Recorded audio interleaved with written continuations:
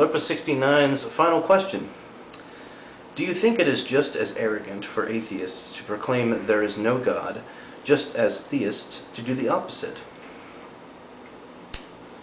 No. Not at all. We're simply asking for evidence. Is it arrogant for someone to say, oh, you accuse Mrs. Brown of being a witch? What's your evidence? Show me, prove it to me. It's not arrogant. Now, there are some extremely hard atheists who are an 11 on the 1 to 10 atheism scale, but they're very few and far between, and they tend to be, you know, little punks who are just trying to rebel. And I don't think that there's really anyone who's actually stopped to think about it for longer than 5 seconds who would really say they are sure or positively with 100% conviction that there is no God. I myself am 99.99999% sure that there is no God. But having reviewed the evidence as has been presented to me and as I have found through my own personal research, I find it to be extremely unlikely. If there is a God, who's to say it's the Abrahamic God? You know, maybe the Buddhists were right. Perhaps the Greeks were right, and Zeus is up there on Mount Olympus watching us and laughing his ass off and getting drunk on Dionysus' wine.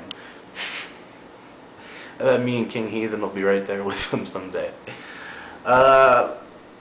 So no, I don't think it's arrogant at all. There are arrogant atheists. You know, I think humans have the capacity to be arrogant quite easily. I think everyone is arrogant from time to time. I certainly used to be very, very arrogant, but not in my atheism. I was arrogant in a lot of other things. But I've always been kind of a soft atheist, you know. I used to want to believe in a God. I kind of lost that over the years. But whether or not I want to believe in it, that really doesn't affect the issue. My wanting to believe something has no relevance whatsoever to the truth of the matter. You see, that would be arrogance, for me to want something to be true, hence to assert it was true regardless of what the evidence stated. D. Farmer 1584 asks, I believe that you are a monist, scientific naturalist, materialist, etc., and so on. Correct me if I am wrong. If that is so, to what, if anything, is your morality anchored? This is a slightly different question than simply can you or we be moral. Clearly we can. I am asking, what is your moral foundation? Well, hold on there a sec. Let me... That was quite a grocery list of terms there. Let me see. So, monist, scientific naturalist, materialist. As a string theorist, I guess you could call me a monist. Scientific naturalist, most definitely. I do not believe in anything supernatural. I don't believe in auras. I don't believe in tea leaf readings. I don't believe in ghosts. I don't believe in any of that ridiculous nonsense. So, yes, I'm most definitely a scientific naturalist. Materialist. Well, here we run into the literal definition versus the popular definition. Materialist in this society sometimes carries a negative connotation of somebody who is only concerned with material things, like money. Typically it's used to imply that someone is a greedy capitalist pig. I have my own thoughts on this, but I'm guessing that you meant it in the more literal scientific sense, as in an empiricist. And yes, again, that's kind of the whole scientific naturalist thing. I kind of just ran off with the question there. The question was actually, to what is my morality anchored? Well, my own personal morality, I guess that's what you're asking. I was actually a Buddhist for about 1.5 years. I called myself a philosophical Buddhist. I never really believed in reincarnation and the cycle of lives and the literal sense of karma or all that, but I read what the Buddha taught. I read Siddhartha. And, you know, I tried to follow the Eightfold Path, and to this day I value those things, but I'm not a Buddhist. I don't call myself a Buddhist because I don't subscribe to everything in that particular philosophy. However, I do still pull a lot out of it, but I think really my morality simply comes from empathy. Now, Buddhism was a religion that I had found that stressed empathy, which is one of the things that I found so appealing about it. But ultimately, empathy doesn't come from Buddhism any more than it comes from Christianity. As I discussed in a prior video, it is a naturally occurring phenomenon.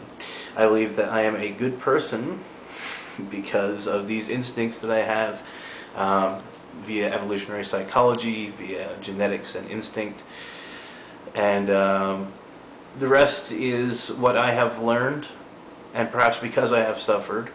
I think there are two kinds of people that have suffered: those who try and take revenge upon the world and make others suffer, and those who, understanding how difficult it is and horrible to suffer, would never wish it upon anyone else and hence try to reduce the suffering of others. I decided a long time ago to become the latter because I certainly didn't want to be the former. So that's where my morality comes from. I know life can suck sometimes, and I'll do whatever I can to make sure that I'm not making your life suck any more than it has to, and make the world a better place.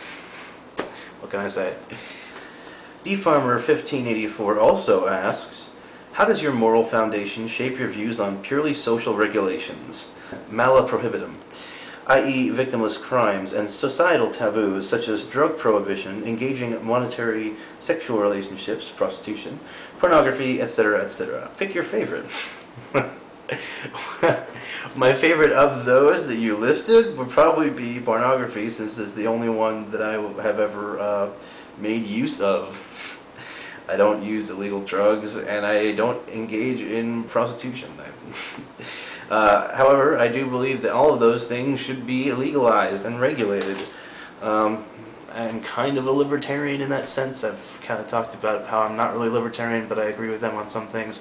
This is one of those things I agree with them on. I believe that freedom defined is freedom denied, and I believe that if we regulated these things instead of outlawing them, we would eliminate the black market that has sprung up around them. We would make them safer for people to engage in, and we clearly know they're going to engage in them whether they're illegal or not, since it happens. So, I think, you know, heroin use, for instance, is a really horrible thing. It's destroyed a lot of lives. A lot of my idols, who are musicians, heroin destroyed them, and I think it's awful. You know, Elliott Smith, Kurt Cobain, Lane Staley. So, I'm clearly very anti-drug. I'm pretty square. I'm pretty straight edge.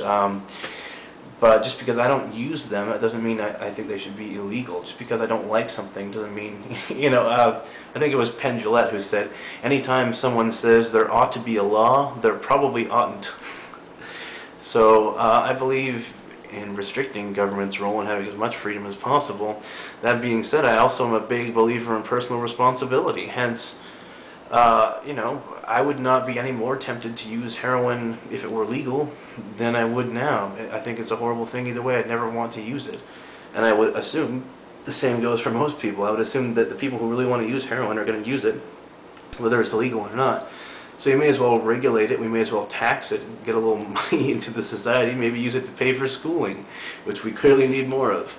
And then, you know, regulate it, make sure that people are using clean needles. You know, you could lessen STDs that way. Same with prostitution. Pornography, I guess we have limitations on that. I think, well, obviously like snuff films and stuff, but that's not pornography. That's more to do with the whole murder thing. So I think, yeah, snuff is f***ed up and should be illegal. I'm going to beep that out. You know, but pornography, aside from, you know, pornography that shows other material being recorded that is illegal, I don't see what's wrong with that. I don't understand. It doesn't hurt anybody. Since my morality comes from empathy, if it's not causing anyone else suffering, I say go for it. If you like to make love to watermelons, you go. Have fun. Just don't do it at a kid's birthday party.